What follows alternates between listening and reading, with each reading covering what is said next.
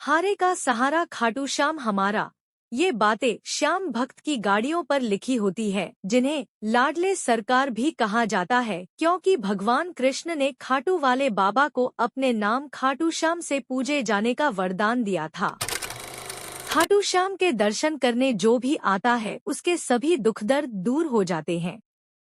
कहते हैं खाटू श्याम सभी की सुनते हैं, और इस वजह से लोगों के बीच खाटू श्याम को लेकर गहरी आस्था और विश्वास है, जिसकी वजह से रोजाना कई हजारों की संख्या में लोग देश विदेश से खाटू श्याम के दर्शन करने के लिए आते हैं।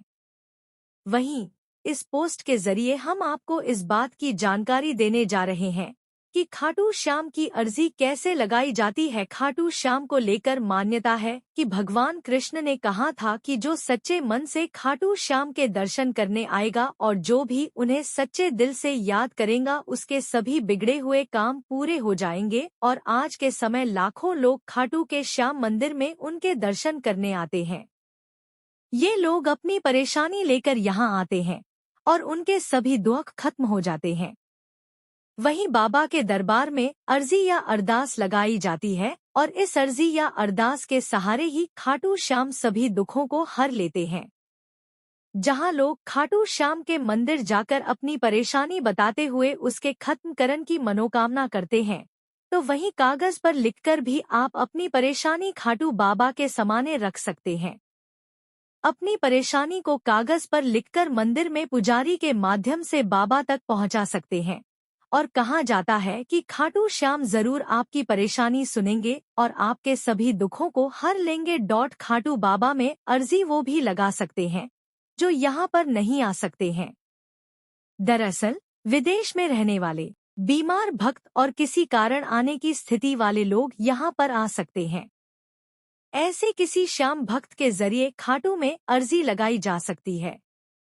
इसी के साथ श्याम मंदिरों में अर्जी के लिए पेटी या बक्सा भी रखा गया है, जहां पर एक परेशानी पर्चे पर लिखकर अर्जी पेटी या बक्सा में डाल सकते हैं और बाद में इन अर्जियों को खाटू के श्याम मंदिर में बाबा के चरणों में अर्पित कर दिया जाता है।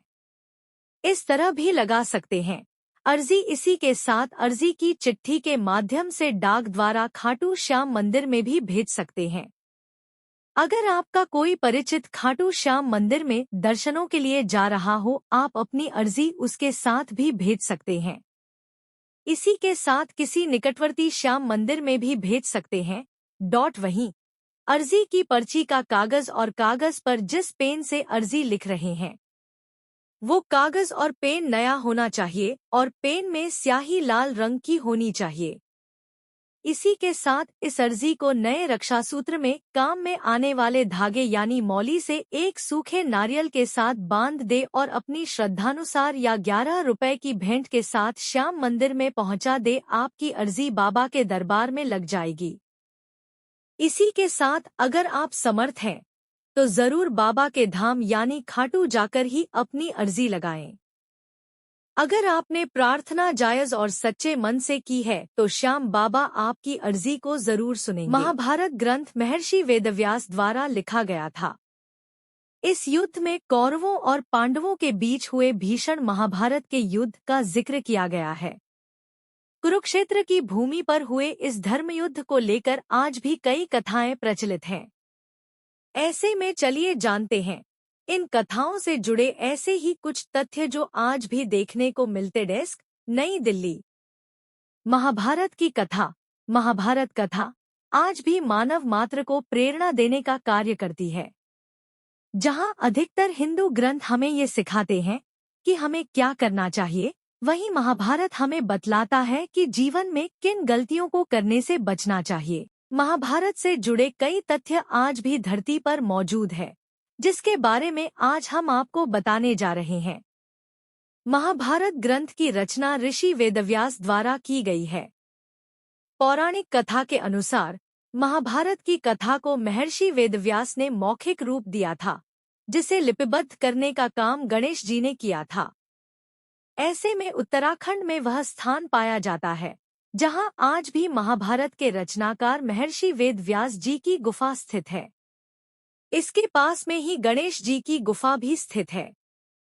जिसे लेकर यह कहा जाता है कि इसी स्थान पर गणेश जी ने वेदव्यास की महाभारत को लिखा था। इस स्थान को व्यास पोथी के नाम से जाना जाता है। अस्वीकरण।